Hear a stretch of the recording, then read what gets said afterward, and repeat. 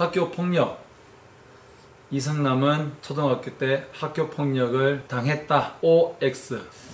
학교 폭력을 친구들에게는 당하지 않았습니다. 이 자리를 빌어서 제가 아이들에게 나쁜 짓을 하고 장난을 심하게 친 것에 대해서는 너무나 죄송하다는 말씀을 드리고, 학교 폭력을 친구들에게 당하지는 않았습니다. 그런데 학교에서, 학교 선생님으로에게 학교에서 당했던 사례들이 많이 있습니다. 너는 준비물을 왜 안 가져오니? 보육원에서 산 사람 손들어. 이거 정서적인 학대인 거죠. 그리고 공부를 못하고 나머지라면 너는 보육원에서 사니까 공부도 못하네. 누군가는 선생님께서 장난을 말씀하셨지만 저는 그것이 너무나 기분이 나빴습니다. 그리고 마지막으로 초등학교 앨범을 보면 동네별로 사진을 찍는 것이 있는데, 삼락 1동, 문당 1동, 오른쪽 밑에는 보육원 아이들만 모여서 찍은 사진이 있습니다. 그 1980년도 당시에는 선생님들의 의식 수준이 아주 그렇게 인권을 생각하지 않는 그런 시대였기도 하지만, 그리고 그 당시에는 선생님들의 그러한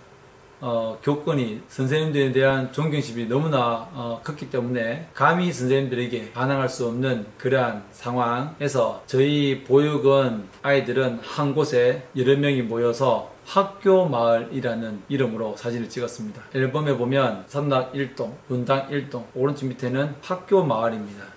제가 전혀 생각을 못했지만 이 학교 마을이라고 해서 사진 찍은 것은 이거 말도 되지 않는, 우리가 동네는 아니거든요. 그 동네에는 또 다른 동네 안에 저희가 보육원이 있는 거죠. 그 동네 친구들과 함께 찍어야 되는데 무슨 이유로 보육원 아동들만 찍게 한 것은, 너희는 보육원생들이야, 쓰레기 같은 애들이야, 엄마가 없는 애들이야 라고 낙인 찍는, 꼬리표를 달게 하는 그런 사건이 되는 것이죠. 여러분 혹시 이해가 되십니까? 제가 그 당시에는 전혀 그런 것을 느끼지 못했지만 정말 우리 동생들, 후배들이 학교에서 또 다른 차별을 당하다고 생각하면 참으로 너무나 안타까운 마음이 듭니다. 학교에서 그런 말을 하죠. 선생님들이 너 고아 주제에, 고아 새끼, 엄마도 없는 녀석들, 이러한 선생님들의 말, 또한 친구들이 가끔씩 쓰는 이러한 말들이 정서적인 학대가 되는 것입니다. 요즘 학교 폭력 너무나 건절대하고 민감한 상황인데, 정말 이건